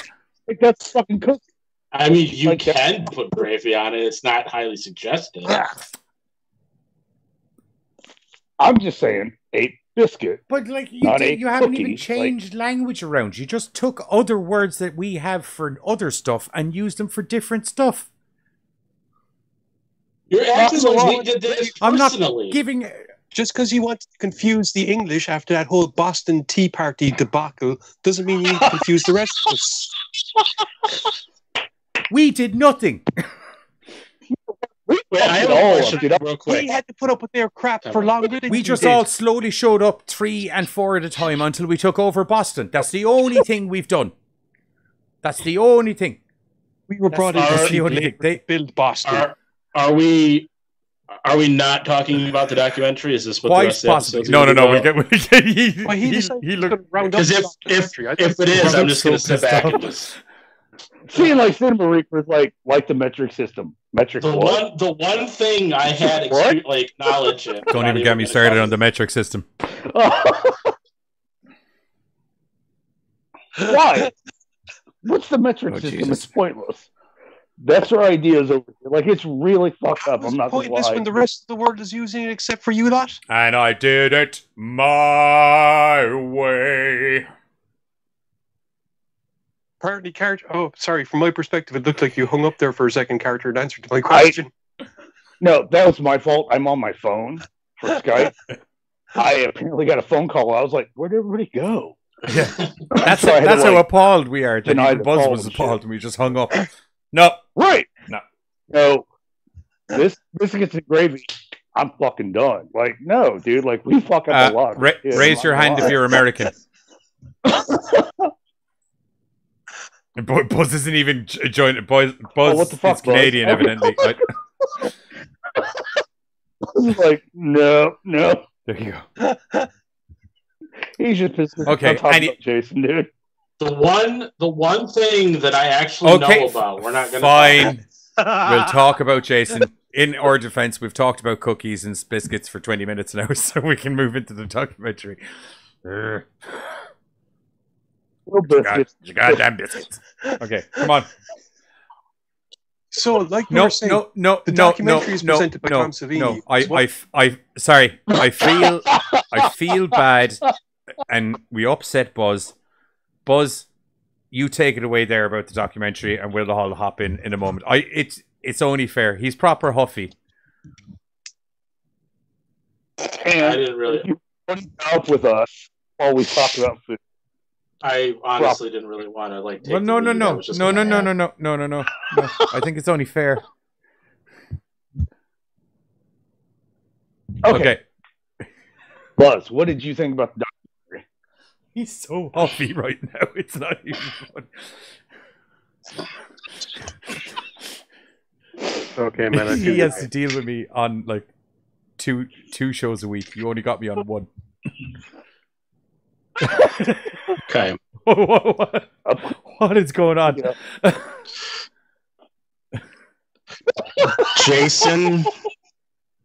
Jason kills people. And this documentary tells you about the ways he kills people and his history from birth to death. Documentary over. I'm not gonna lie. I thought you were gonna fucking open with Jason Takes Manhattan. Dude. No. Oh. Huh. That was a little more dramatic than I was anticipating, to be honest. Buzz owns a ceiling fan.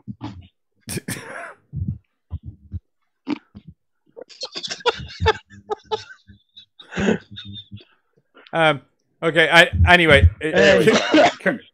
kids, take it away there. I don't know what I did. So, in His Name is Jason, Tom Savini takes us on a tour of a recreation of the Camp Crystal Lake cabin as some poor hapless girl tries to make her way through it without dying at the hands of Jason. While all this is going, we get that goes badly. Sorry. Yes. While this is going on, we're also getting fantastic interview segments with stars, directors, writers, and personalities, all involved and or influenced by the Friday the 13th franchise, including Sean S. Cunningham, who explains early on that the reason that the films got was because they were after making a bunch of kiddies movies. They weren't doing so well. The studio was in shit, so they decided, people love horror. What can we do for horror? Well, let's get a bunch of kids together. And I thought it was. I was writing this kids movie about this kid who drowned at a summer camp, and his mum went crazy about it. And the directors were like, "We're never going to be able to shop that." And I was like, "Maybe if I had some blood and titties, we can make it a horror." I will say though, I dug the fact that they also went outside of the franchise. Like you had old boy from Psych. So, like, they were talking to other people outside the franchise. What did you think? Stuff like that. It wasn't just we all did really fucking cool. You know what I mean? they talked to like Seth Green and how that influenced him for like some of the episodes of like it didn't Robot influence. Chicken. He literally like did Friday the where they 13th had- sketches. Well, I suppose influence. Yeah, there wasn't. Well, maybe that influenced him, but gave him the inspiration to do those skits. Yeah, I like how they break the documentary up into kind of like segments. So it starts off with like a quick synopsis of the franchise. What? No, I'm sorry. Bro. No, I'm sorry. Sorry, Buzz. Okay. Katie fucking Buzz kills is me just getting also very sometimes. puffy in the top right-hand corner. Also, Cinema Reaper, while we have a slight pause, was talking about how it seemed like Buzz was trying to do ASMR there earlier. ASMR. Trying to do what? Do you know where you go like really close whole, into like, a mic? sound You go really thing, close into a like, mic you like know. this, and you talk really low, and then you're like,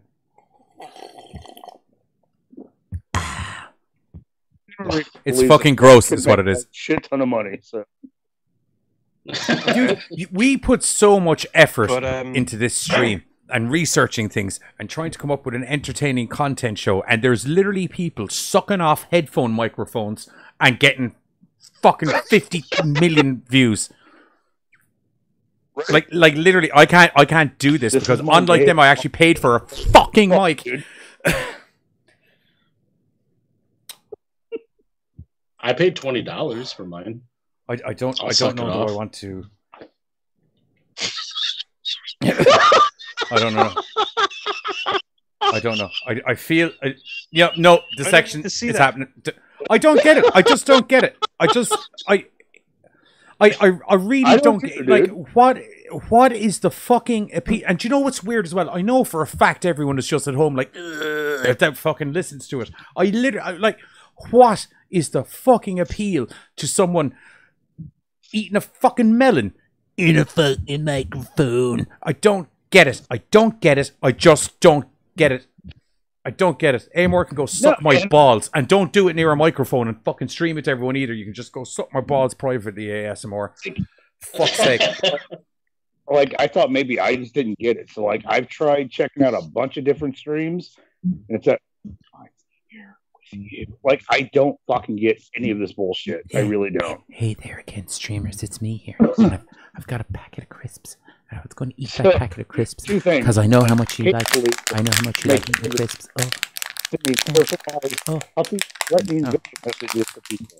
Do you know the only reason I would do one under a different account ASMR video, where I'd do a proper 20-minute long ASMR, and then at the end of it, scream right into the fucking microphone and deafen all those stupid fucks that are listening to ASMR. I don't get it. I really, like, dude, I've watched videos where people were talking to a fucking fan. That shit I did when I was a fucking kid. People are stupid. That's the Darth Vader voice. Yes, Luke, I am your father. But instead they're like, you like hurt my jaw doing that. Oh, Gene. Yeah, no shit. You're talking into a fucking mic. Like, duh. So, his name was Jason. All that shit just is like, that's a window licker kind of fucking thing, dude. I just don't get it. Anyway, Buzz, I'm with you. I'm trying to get tough. It's a tough road, paved with missteps and, stones that turn under your foot and lead you down rabbit holes of insanity. Sorry. The documentary itself is broken up into kind of chapters, I guess, or segments, with the first segment being a summary of the Friday the 13th franchise, giving you a brief synopsis of all the different movies. Then it goes into story structure. It takes a look at the survivors, the survivor girl, how that kind of came about, how from a certain point of view, in fact, from the point of view of many of the actresses that were in the movie, these films are seen as kind of empowering for them, because it's always the female character that's the only one that seems to be able to stop Jason in the vast majority of them. Certainly female characters are the only ones that tend to survive. Maybe not the female characters that are having fun during the movies, but the ones that appear chaste to be and virtuous, a little bit more virtuous. Yeah, when taken from old school moralistic bullshit. I don't do drugs, I don't do boys, and most importantly, I don't do fun. And sadly, like, I know I guess like watching them kind of like back to back, I would have noticed then, but you know, over the time of when they came out and around the time of when I finally sat down to watch it, it's true. Like I never really realized they were the ones that never had fun that survived. Cinema Reaper, I'll get to that comment at the end. We're going to get this documentary done first. Don't even read it. Don't even read it. Don't even mention it to me. Just we're moving on. Jason, he's fucking awesome, and this documentary is amazing. It's one of those. It's one of those. Don't read it. It's one of those tropes where. Too late. Giz, you were saying, and I interrupted. And it's one of those. It's one of those tropes whereby it's almost primal in the notion of the sacrifice and the sacrifice surviving. In fact, theoretically speaking, you can look at King Kong as working in this same frame of mind, whereby Fay Ray is set up as a sacrifice, yet she is the one that survives. Taking it to that next step, you have that kind of character more empowered and not just surviving, but fighting back. And that's one of the things that happens in this. And one of the reasons why, like Halloween and like Friday the 13th, these characters stay with us, because in those movie franchises, it's strong female characters that are actually the only people capable of going up against and ultimately stopping. Men literally did not survive. Men did not survive Friday the 13th movies until like Jesus. Yeah. 7 or 8. Whenever the psychic was. Well, technically, no, because you have Corey Feldman for... He's a boy. What's the point? No, he still has the same... He still has the same... He's a boy. No, hang on. But he still...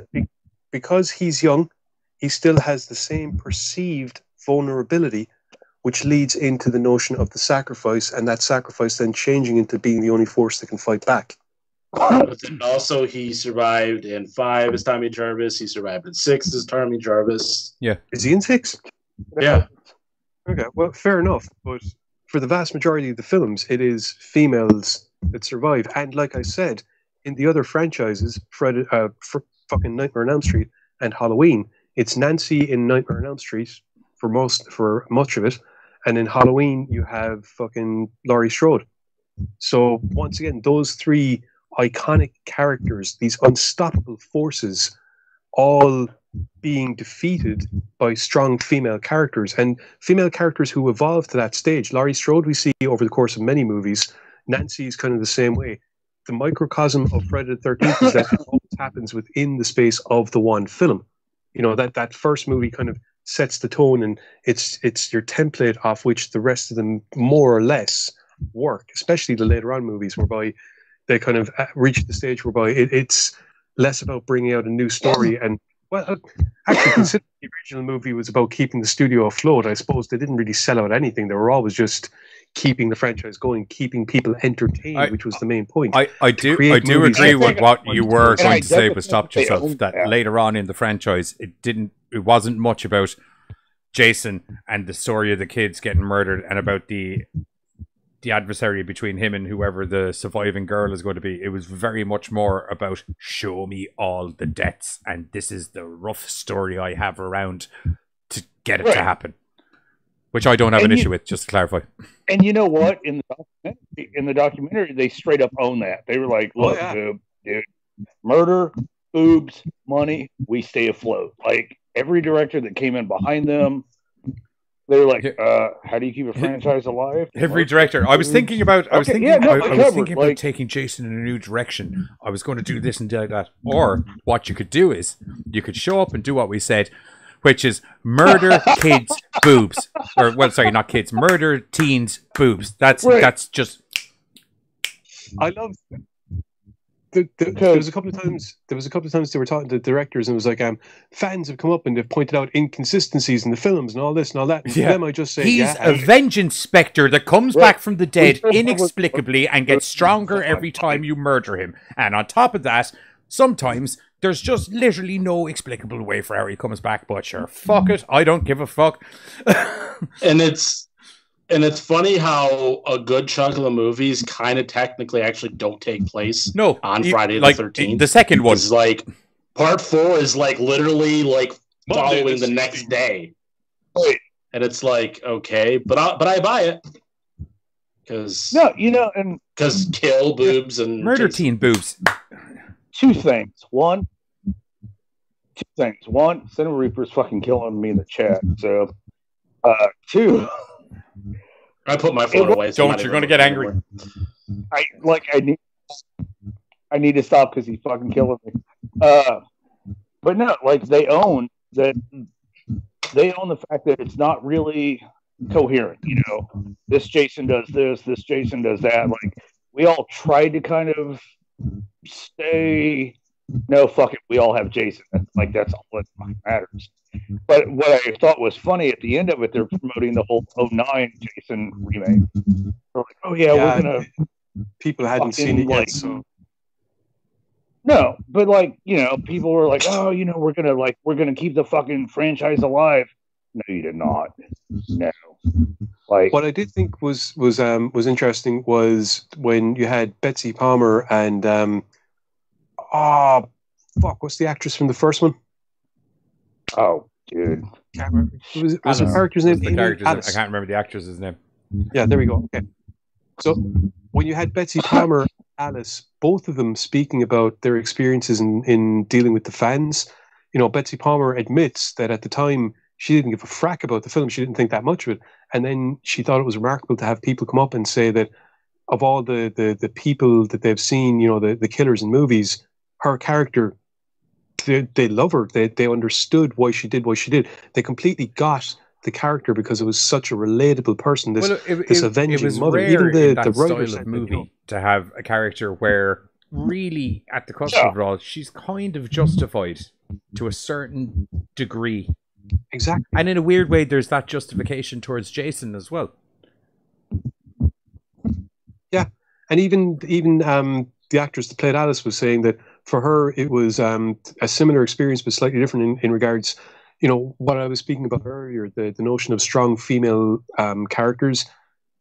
She was saying that she had a lot of girls and young women coming up and kind of going, you know, after the 13th film, after seeing you, you know, you were actually kind of an inspiration and telling her different stories and similar circumstance whereby positive feedback from the fans, unexpected in regards in how their characters impacted these people's lives.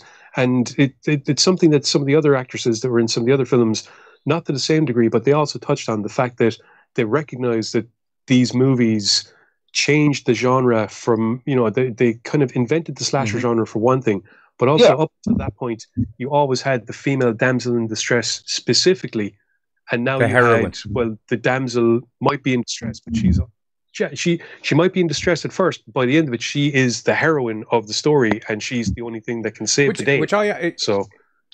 And I kind of like that about the series because you always had the like. Everybody points out the whole joke of like a woman running for her life, trip over a stick, still dies. But in this series, in this franchise, you still have that fucking heroine that could save the fucking day. And a lot of the times, it's a guy running through the woods, tripping over a stick, doing something stupid. Like, you know, so like you can't really knock the franchise because they really.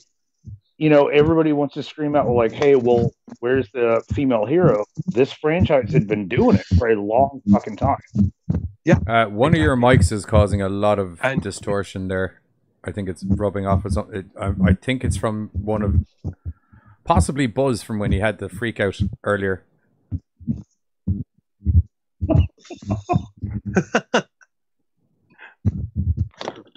I didn't touch my microphone. Okay, it might be Carter. I don't think it's through this one. Anyway.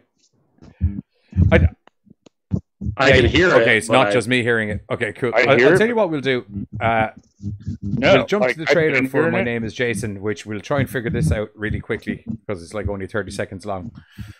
So we'll hit the trailer for My Name is Jason and we'll come back and we'll finish off and we'll do our goodbyes and everything. Okay, see you in a sec. 30 years ago, a mass killer hunted in the shadows at Camp Crystal Lake, giving birth to 11 sequels and piling up an endless body count. His name was Jason. 30 years of Friday the 13th, your guide to the groundbreaking horror series. With over 4 hours of bonus features, including rare behind-the-scenes footage, never-before-seen photos, and over 80 interviews. His name was Jason. 30 years of Friday the 13th on DVD.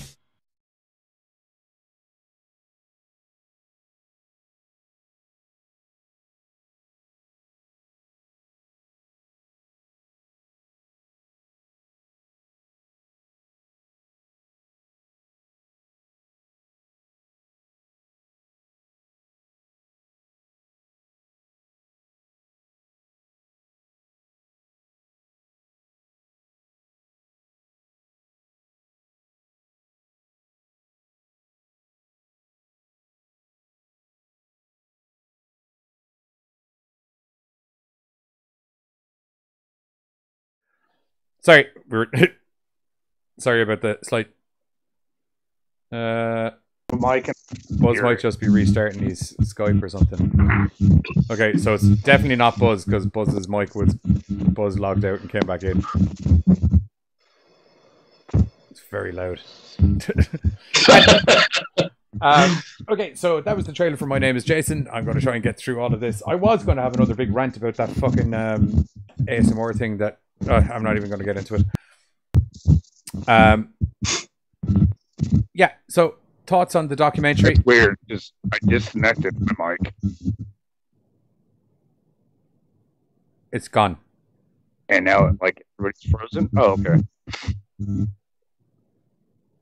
Okay.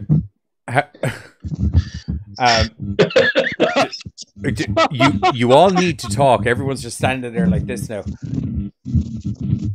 I will point out, since Reaper said the Friday the 13th series was surprisingly ahead of its time. I'm not going to lie, I dug the series. The whole Uncle sold Kurt shit, we got to go track it down. I dug the series. Yeah, I thought it was a real... I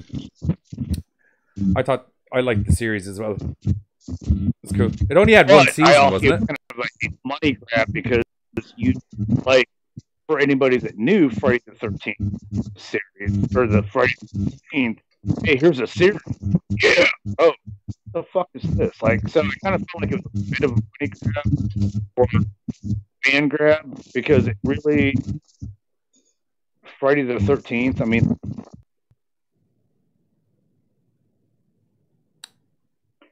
it's definitely Carter's mic. Yeah, definitely. It's like, oh, okay, so it's dead silent. Yeah. So anyway, moving on.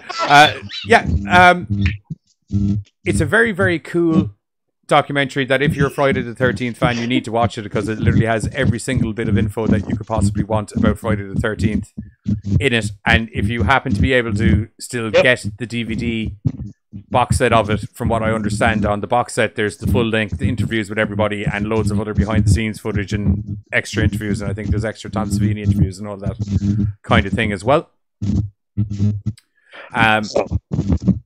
My bad. Simon was talking about the franchise on the TV show. But so my bad. Just because I can imagine those audio glitches are going to wreck everybody's heads, and the stream is pretty much about to hit 2 hours now. I think we're all going to call it a night. And we're going to let you all go. And other than that, Gorecast out. And make sure to follow me on YouTube after this, where I'm going to be talking really quietly into a microphone like this for the next 4.5 hours and possibly eating some potatoes. Gorecast out. Oh,